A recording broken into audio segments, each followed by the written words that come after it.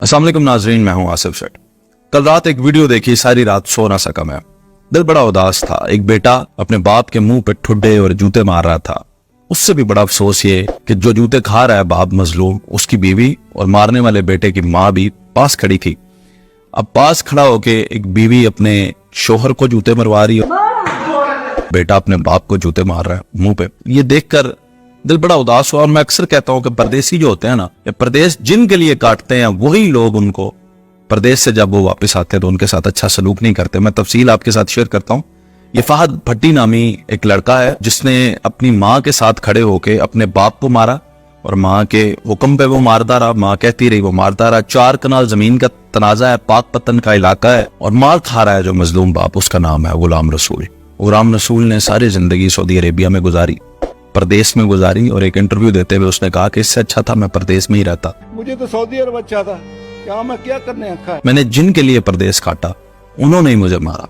फिर गुलाम रसूल ने यह बताया कि इन्होंने मेरे सारे पैसे भी ले लिए, माल भी ले लिया, मेरी गाड़ी थी वो भी ले ली। अब 4 कनाल जमीन भी मुझसे चाहते थे। ये मैं इसलिए नहीं देना चाहता कि अगर जमीन भी इन्होंने ले ली तो ये मुझे घर से निकाल देंगे। जमीन की खातिर मुझे मारा, मेरे से जमीन मांग रहा है। वो 4 कनाल जमीन ना देने पर तीसरी दफा तशद्दुद किया। तीसरी मरतबा ये कर रहा है मेरे साथ। सगे बेटे ने अपनी वालदा के हमरा अपने ही बाप के ऊपर। अब सोशल मीडिया पे आई हुई खबर पे बहुत जल्दी यकीन भी नहीं करना चाहिए। मुझे नहीं पता कि इसके पीछे क्या वाकयात होंगे। मैं नहीं जानता कि जो मालूमात हमारे पास है वो भी दुरुस्त होंगी या नहीं। लेकिन एक बात तो तय है कि बुजुर्ग था, सफेद दाढ़ी थी और उसके मुंह पे जूते पड़ रहे थे, उसको ठुड्डे पड़ रहे थे। ये मुझसे देखा ना गया। मैं अपनी जिंदगी के तजर्बे से आपको बताता हूँ। मैंने प्रदेश काटा है, इसलिए मैं प्रदेशियों के इस दुख को समझ सकता हूँ कि ये ऐसा होता क्यों है। प्रदेश में रहने वाला जो बाप होता है, सारी जिंदगी जिसने प्रदेश काटी होती है, बच्चे छोटे छोटे होते हैं, वो प्रदेश चला जाता है इन्हीं के रिस्क के लिए। वापस जब वो आता है ना, तो ना वो औलाद उसको बाप समझती है, ना बीवी उसको अपना शोहर समझती है। सारी जिंदगी जो उसने प्रदेश में काट दी, जब उसकी जेब से पैसे खत्म, बात खत्म। अब वो पाकिस्तान आ गया तो अब उसके जो बचे कुछ रियाल थे वो भी ले लिए, उसकी जो गाड़ी थी वो भी उससे ले ली, क्योंकि इनको अयाशी की जिंदगी की और बाप के पैसे पे अयाशी की जिंदगी की आदत पड़ जाती है। और जब इनको आदत पड़ जाती है, उसके बाद जब बाप पैसे देना खत्म करता है तो वो उससे एक ही सवाल करते हैं, वापस क्यों आए? तुम तो अभी चंगे बल्ले थे, तुम्हें तो उधर रहना चाहिए था, तुम्हें कमाना चाहिए था। और ये औरतें कहती हैं, ये शरीफ घरों की औरतें कहती हैं, औरतों को बाज़ औक़ात अपने परदेसी शोहरों से सिर्फ और सिर्फ पैसा ही चाहिए होता है, इससे ज्यादा कुछ नहीं चाहिए होता। मैं ये सभी औरतों की बात नहीं कर रहा, लेकिन ये बहुत तल्ख हकीकत है इस दुनिया की कि जो मर्द प्रदेश में सारी जिंदगी जिनके लिए गुजारते हैं, अपनी औलादों के लिए, वही उनको जब वापस आते हैं तो वो बाप तस्लीम नहीं करते। उस शख्स को घर में कोई अहमियत नहीं मिलती, उस शख्स को घर में एक साइड पे कर दिया जाता, उसका फैसला ही कोई नहीं सुनता। वो बाप है तुम्हारा। मैं लानत भेजता हूं इंसान की उस इज्जत पे जिस इज्जत की वजह से तुम्हें लगे कि तुम्हारी इज्जत तुम्हारे बाप से ज्यादा हो गई है और अब तुम अपने आप को बाप से बड़ा ज़हीन समझना शुरू कर दो। मैं लानत भेजता हूं ऐसे शख्स पे जो अपने बाप से अपने आप को समझने लग जाए कि मैं उससे आगे निकल गया हूं, मैं बड़ा हूं और अब मुझे इसकी जरूरत नहीं है, और बाप को जो हकारत की नजर से देखे। और लानत भेजता हूं ऐसी औरतों पे भी जिन्होंने अपने बच्चों के दिलों में बाप के लिए प्यार नहीं पैदा किया। जो प्रदेश काट रहा है, जो प्रदेश में बैठा हुआ है, उसके लिए दिलों में बच्चों के प्यार डालना मां का काम है, ये उसकी तरबियत का हिस्सा है।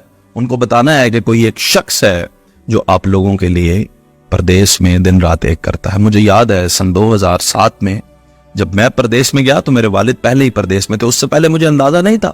हम भी शशके की जिंदगी गुजारते थे, पैसे आ जाते थे, अच्छे से अच्छा खा लिया, अच्छे से अच्छा पहन लिया। जब मैं 2007 में सऊदी अरेबिया में अपने बाप को खंबे पे चढ़ा हुआ देखा ना, मेरी आंखों से आंसू निकल आए। उस वक्त मुझे एहसास हुआ कि ये जो पैसा हम उड़ाते हैं, ये पैसा बहुत मुश्किल से कमाया जाता है। मेरा बाप 1000 रियाल तनख्वाह लेता था और फिर कंपनी से अलग ओवर टाइम लोगों के घरों में जाके काम करना, ताकि यहाँ पे पाकिस्तान में आपके घर के अखराजात पूरे हो जाए। अब आप बताएं, जिस इंसान ने अपनी जवानी आपको दे दी, जिस इंसान ने अपनी सारी जिंदगी आपको दे दी, आपके लिए कमाया, जब वो पाकिस्तान में आप उसके मुंह पे जूते मारेंगे? लानत है आपकी सारी जिंदगी, आपकी सोच, आपकी कमाई, आपकी इज्जत, आपके रुतबे, आपके मर्तबे पे अगर आप अपने बाप से अपने आप को बड़ा समझने लग गए। और 4 कनाल जमीन, 400 कनाल ही क्यों ना हो, आपकी जुर्रत कैसे है कि आप अपने बाप की जमीन से कुछ हिस्सा भी उससे मांगे, या ये मुतालबा भी क्यों करें? अगर तुम में इतने ही गट्स हैं, अगर तुम इतने ही काबिल हो, तो खुद क्यों नहीं बना लेते अपनी जमीन, अपना घर खुद क्यों नहीं बना लेते? आखिर तुम्हारे बाप को भी तो, वो भी तो एक मर्द है, उसे भी तो डोमिनेंस चाहिए घर के अंदर। تو یہی انسان کے اندر سب سے بڑے اخلاقیات ہے کہ تم پاور میں ہوتے ہوئے بھی اپنے باپ کو پاور دو, اس کو امپاور کرو اور کہو کہ آج بھی آپ کا راج ہے, آپ کریں, آپ فیصلے کریں, اور مشاورت سے بیٹے اور باپ مل کر فیصلے کریں تو یہ بہت اچھی بات ہے. لیکن یہ جو واقعہ میں نے دیکھا اس سے میرا دل بڑا دکھایا, اس لیے کہ پاکستان میں انصاف ہے نہیں, بہت زیادتیاں لوگوں کے ساتھ ہوتی ہیں, یہ سچ ہے. لیکن یہ جو فیملیز کے اندر اخلاقیات ختم ہو چکی ہیں اور کوئی تربیت نہیں ہے ہمارے بچوں کی. میں یہ سراسر اس کی ماں سے سوال پوچھتا ہوں, اس بیوی نے کس طرح سے جنت میں داخل ہونا ہے, اس 4 کنال زمین کا اس ماں نے, بوڑھی نے کیا کرنا ہے جو کھڑا ہو کے بیٹے سے اس کے باپ کے منہ پہ جوتے پڑوا رہی ہے, تھپڑ مروا رہی ہے. اس ماں کا بھی لیول چیک کرے اور پھر آپ مجھے بتائیں کہ ایسی ماؤں کے پاؤں کے نیچے جنت ہو سکتی.